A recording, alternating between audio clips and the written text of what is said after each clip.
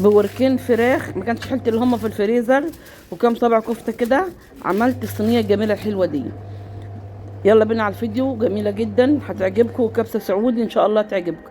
بس ادعوا لفلسطين امانه عليكم، وتصلوا عليه في الكومنتات، وتدعوا لهم بالنصر يا رب العالمين يا رب، وترحموا الشهداء وتهد الاسرائيليين يا رب العالمين يا رب، الصهاينه كلهم هي وامريكا يا رب. اللهم صل وسلم على محمد.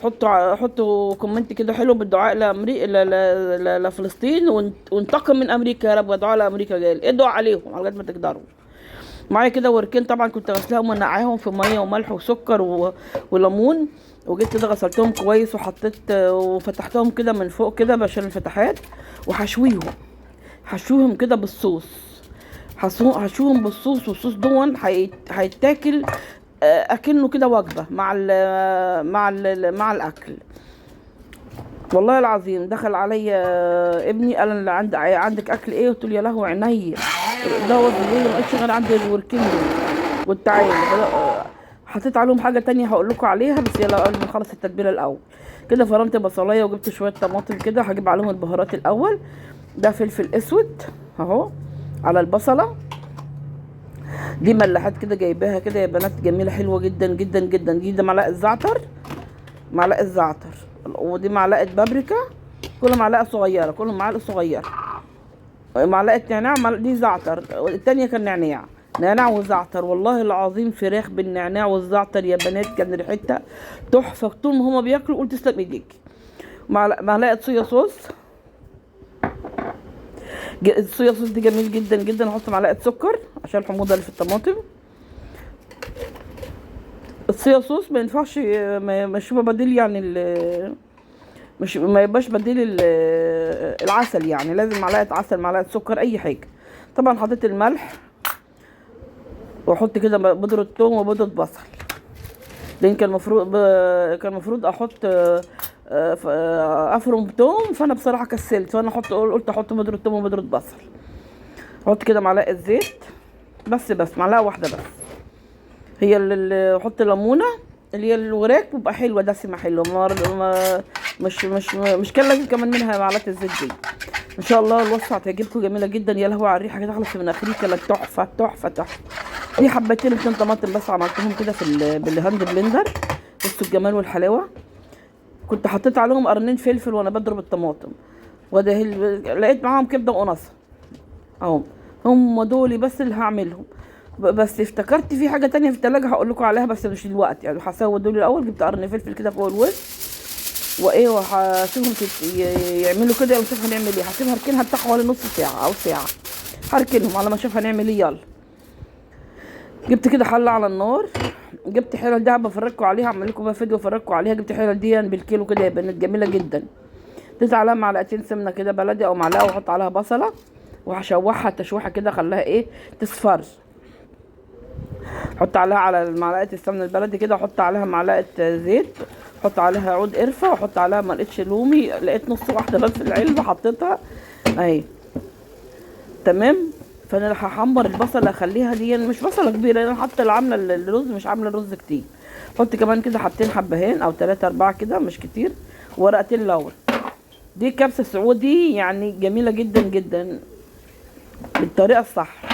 معلقه كركم، معلقه كاري وكركم. الاولانيه دي كانت كاري، والتانيه دي كركم. معلقه ونص او معلقه ومعلقتين. المعلقه دي صغيره جدا بلاستيك كده بتاعت جايه مع الطقم. حط عليها شويه ميه كده وسيبها تغلي. تمام. هسيبها تغلي. انا كده سايبه الفراخ بره لسه ما براحتهم، اما نشوف هنعمل ايه. هحط كده الرز، خليها بس تغلي الاول، بعدين احط الرز. كده الفراخ اهي خلاص قعدت مدتها، والرز الميه غليت. هولع على الفراخ على البوتاجاز بس تغلي غلوه. احط الرز بقى يستوي، ده رز مصري اهو، يغلو. بعد ما تغلي هوطي عليها واسيب الرز يستوي مع نفسه، واحط عليه البوتاجاز واسيبه يستوي مع نفسه اهو. لقيته كده عايز ريحه ميه صغيره، رشيت عليه شويه ميه في الاخر، عادي يا بنات بتحصل. شويه صغيره شويه صغيره، ورحت موطيه على البوتاجاز وسبته كده. جبت الفراخ كده ولعتها وحطيتها في الفرن. بعد ما قبل ما احطها في الفرن فتحتها كده، خليتها غليت غلوه بس على البوتاجاز، غلوتين بس. لقيت عندي صدر مستوي، مستوي ناحيه صدر، رحت جايه متبلاه كده في التتبيله مع الفراخ دي وحطيتها كده ايه في الفرن. بصوا بقى، والله العظيم تحفه. عندك صدر بيت اهو، بص عملت له اخترعت له اختراع اهو، ناحيه للصدر مستوي ومتحمر، بس التحمير هو يعني الجلد رايح من عليه يعني.